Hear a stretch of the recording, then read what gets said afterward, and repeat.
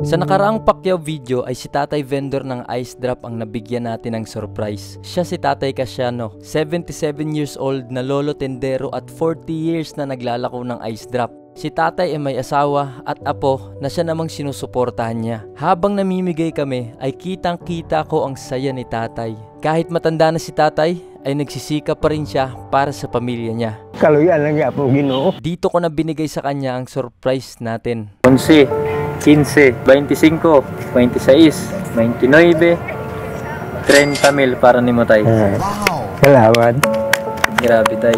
Binigyan din natin siya ng bagong sharing school t-shirt. Napayakap na lang si Tatay sa tuwa. Pagtapos bigyan ng blessing ay dumiretso kami sa Jollibee para pakainin siya at first time niya din palang pumasok dito. Sunod ay binilhan natin si Tatay ng grocery. Dinamihan na din natin at panay sabi ng tama na. Grocery?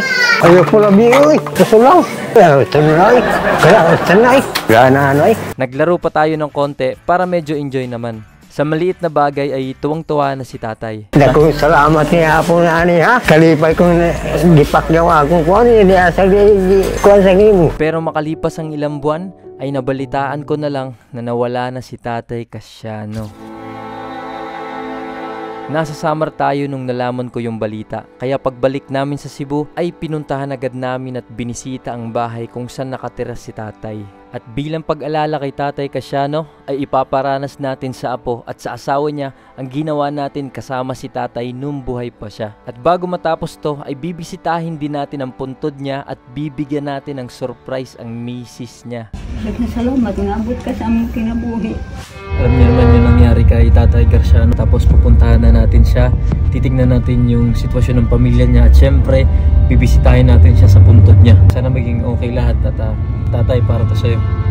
Nasa bukid ang bahay nila Tatay, kaya kailangan natin bumiyahe para marating ang lugar nila. Eto na nga at nakarating na rin tayo. Almost 1 year bago tayo nakabalik dito. Kailangan pa nating maglakad sa putikan paakyat para marating ang bahay. Pagdating nga natin ay sinalubong tayo ng apo niya at ni Nanay Ramona. Siya ang asawa ni Tatay Casiano na bigla namang napayakap dahil sa lungkot.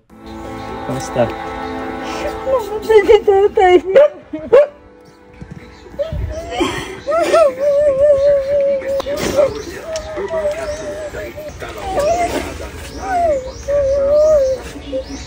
Kaya Nanay, hinayaan ko muna si Nanay na umiyak para naman gumana ang pakiramdam niya. Naging si Tatay.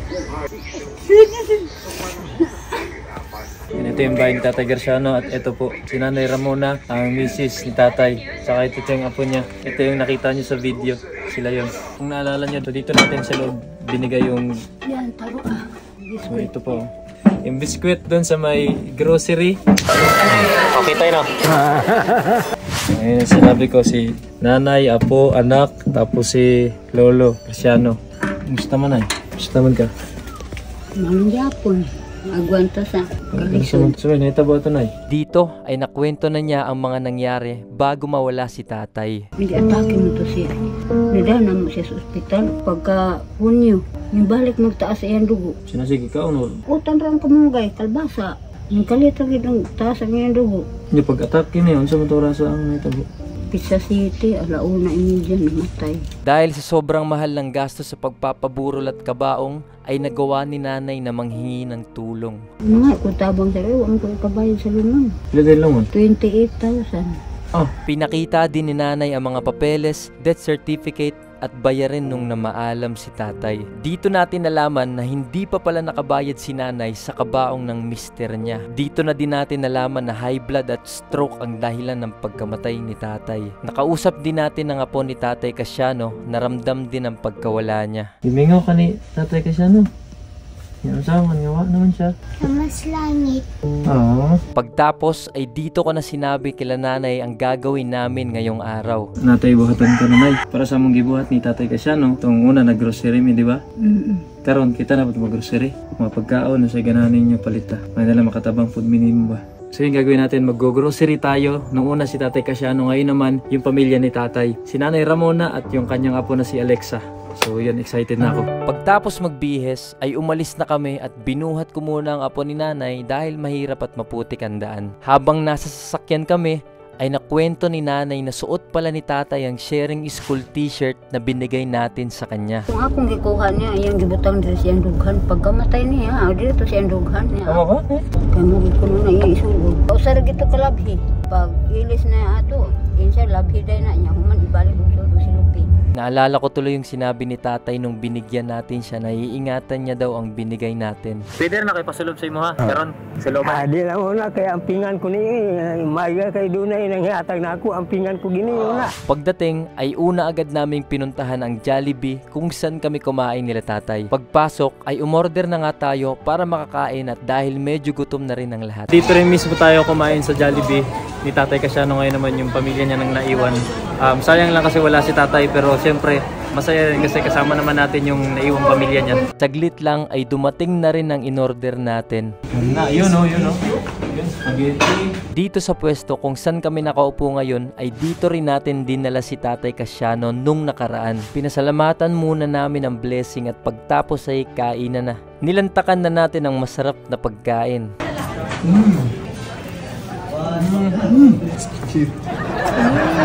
Ito pala si Alexa, ang medyo supladang apo ni tatay. Siya pala ang Disney princess natin ngayong araw. Yun, kain tayo.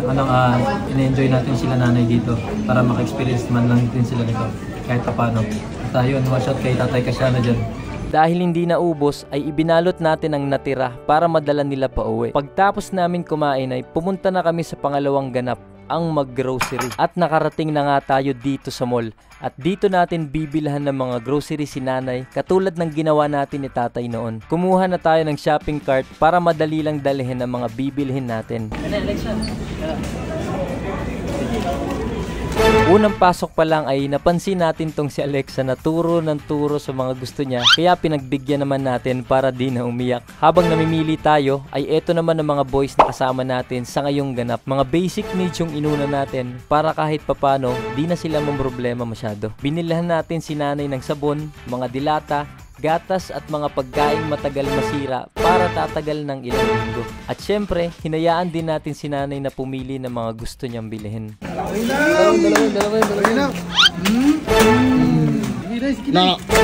Bihon ay bihon. Bihon.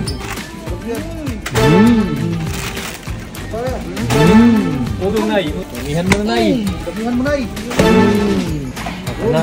Yun o.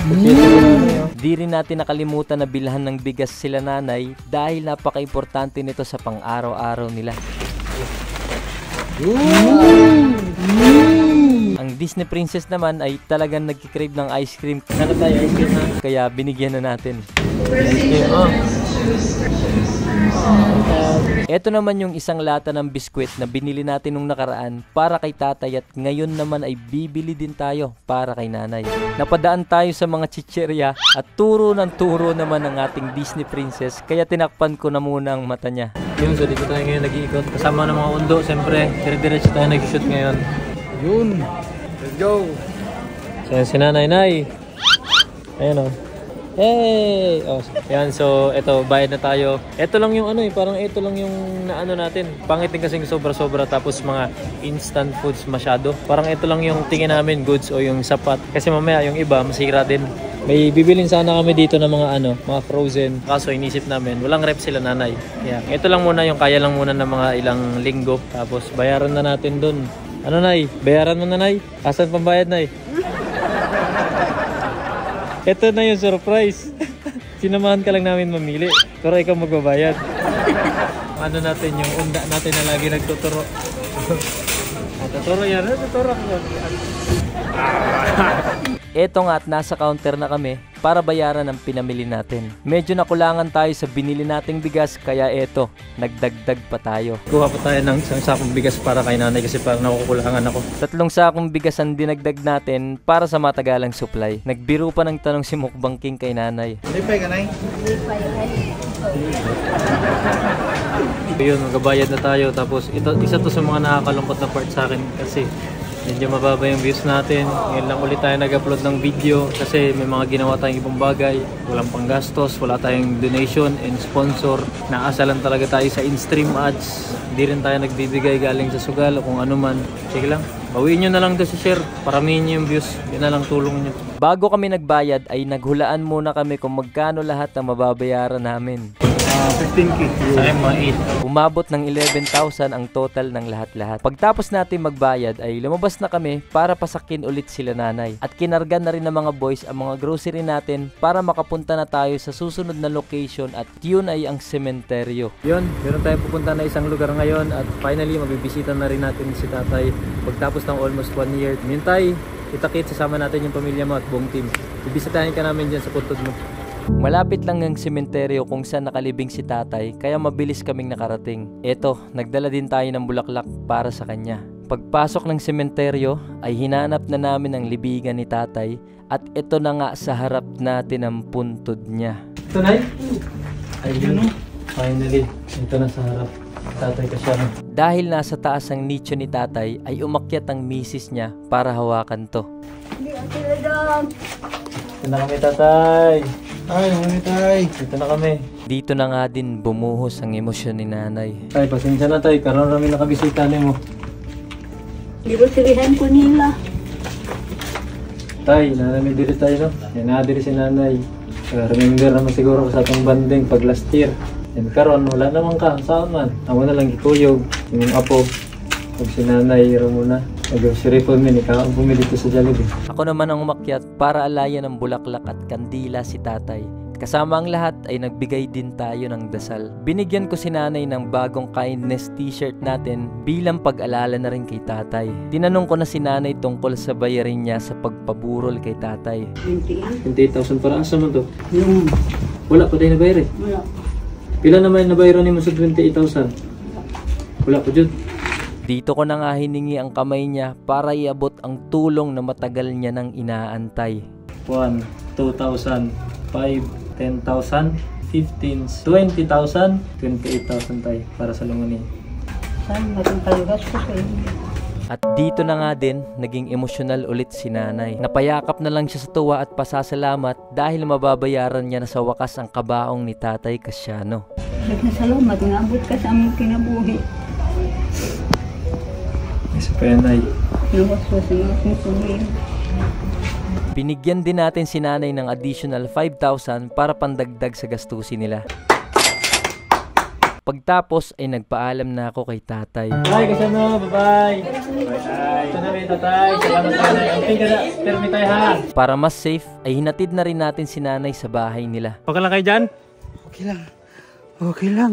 Eto na nga at nakarating na nga tayo sa bahay nila nanay. Nay, congratulations na ya. Tingin na. Termi. Salamat ninyo. Yung gidoaw din. Umiwas akong problema. God bless, God bless. Yun, ito na, nahatid na natin si nanay dito sa bahay niya. Ito, meron tayong binigay na grocery kay nanay. Tapos, okay na rin yung pabahay niya dun sa kabaong ni Tatay Casiano. So, yun lang. Maraming salamat. Pakishare na ito, i-share nyo para mabawi natin. Mapapanood mo nga palang full video nito sa King Lux YouTube channel. Malaking tulong din pala sa akin ang pagsuporta mo sa bagong labas natin na kindness t-shirt dahil malaking porsyento ng kikitain natin dito ay ipupunta natin sa mga videos na kagaya ng napanood mo ngayon. Limited stocks nga lang to at available na nga to sa King Lux Clothing FB page. Mag-PM lang kayo.